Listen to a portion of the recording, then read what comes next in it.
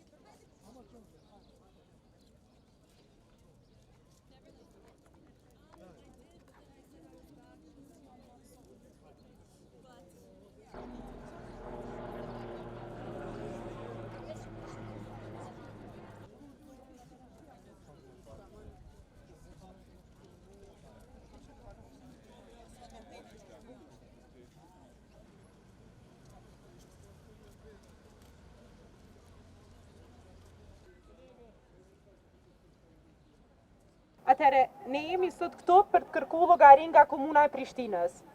Jemi këtu sepse paraja publike nuk është lojë dhe qentë ndacak nuk janë numra. Janë qenie të gjalla që meritojnë kujdes dhe mbrojtje. Të gjithë ne pajtohemi që qentë ndacak nuk duhet të mbeten në rrugë, pasi përveç rrezikut për qytetarët, edhe vetë qentë janë viktima të abuzimit dhe neglizhencës. Për të arritur në një zgjedhje të vërtetë, duhet masa të menduara mirë, të qëndrueshme dhe që adresojnë burimin e problemit dhe jo vetëm pasojat.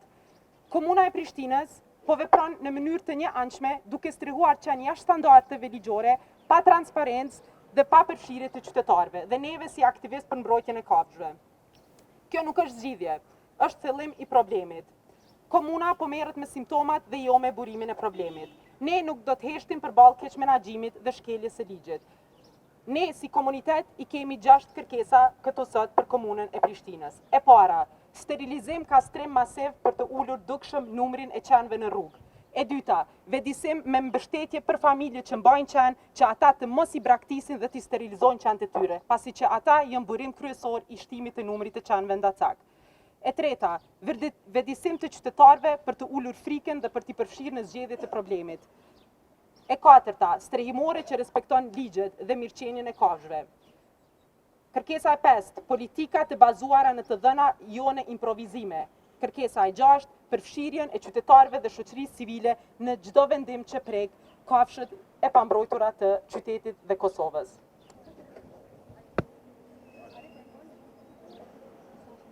Kemi pafund rreziqe njëri nga tjetri, që ja bëjmë njëri tjetrit, e shoqëria është e alarmuar në mas ekstreme prej një leje të qenit, prej një ngritje të qenit. Po çfarë mentaliteti qyqarësh është ky? Këto duhet mi thonë hapur.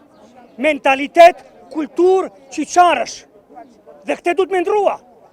Duhet me ndrua mediat me një qasje pozitive, konstruktive, vetëdijsuese. Ishte para 2 ditëve një reportazh i mrekullueshëm i një televizioni ku një djalosh me një kamerë flet me një aktiviste që mba një qenosh, diçka që ta kana me pa, edhe që ka ndikim pozitiv në publik. Çka kemi në të kundërtën? Kemi një mas qyqarësh në publik, që prej qenit ka frikë sikur prej djallit. Ka nisë njerëz të traumatizuar prej qenit.